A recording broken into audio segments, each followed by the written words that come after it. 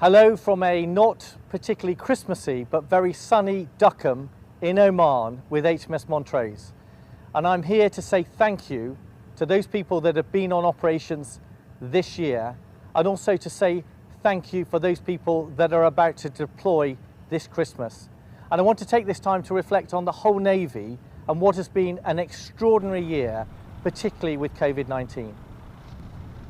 And if I start reflecting on operations which have been maintained throughout, and I'm incredibly grateful for that. We've responded to the highest Russian activity in the North Atlantic for more than 30 years and continue to protect and maintain the freedom of manoeuvre for our nuclear deterrent.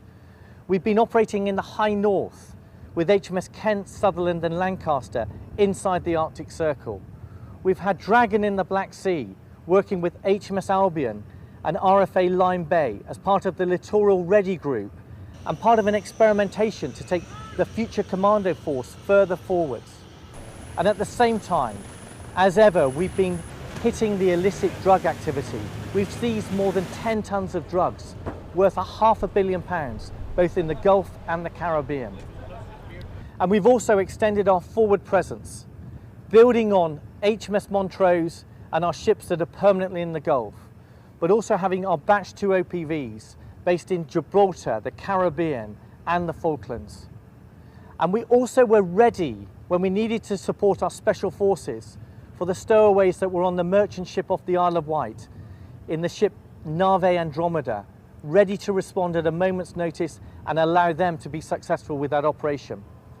And one of the biggest things this year has been the marrying up of the F-35 with HMS Queen Elizabeth and allowing this amazing new capability to grow and strengthen.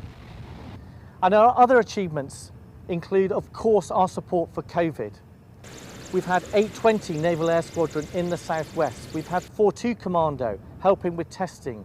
We've had Argus and 45 Commando and other air squadrons in the Caribbean offering support to the overseas territories.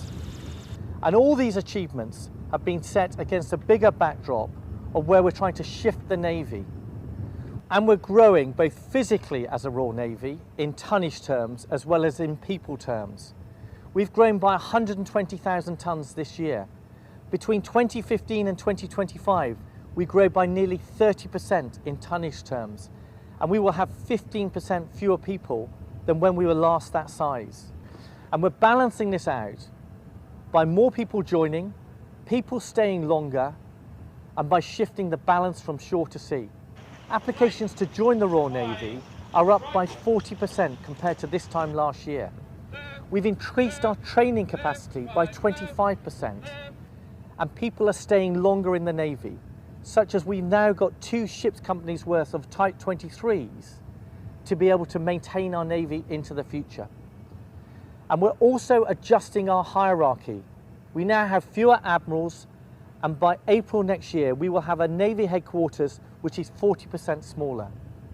These are big things that are happening now, delivering real change to keep us solid on operations, but also to adjust us for the future. And the PM's announcement last month was great for defence and very good for the Royal Navy. It gave us a 4-year settlement with extra money. It allows defence to invest in cyber, artificial intelligence, data, space. And for us as the Royal Navy, it confirmed the government's policy for the continuous at sea deterrent. It was an endorsement for the Future Commando Force. We also had announced 2 new ocean surveillance ships to help us with our data gathering, but also to help us to protect critical national infrastructure and undersea cables. And most importantly, it announced a new class of frigate, the Type 32, so that we can continue to extend our presence around the world. And so if we look forward to 2021, we should all have bags of optimism.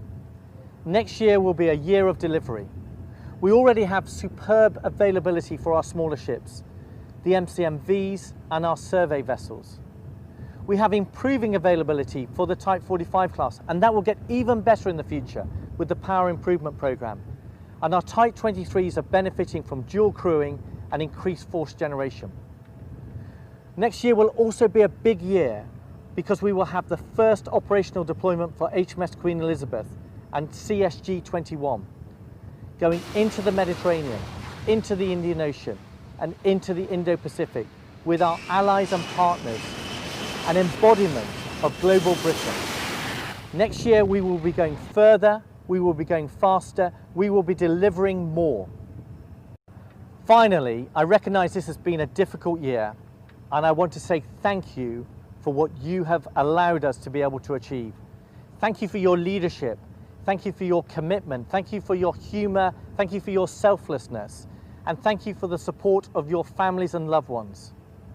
And especially thank you to those of you that are deployed this Christmas and the families and loved ones that enable that to happen. For those that aren't deployed, I really hope you can take your full leave, get a proper break, be refreshed for when we start next year again.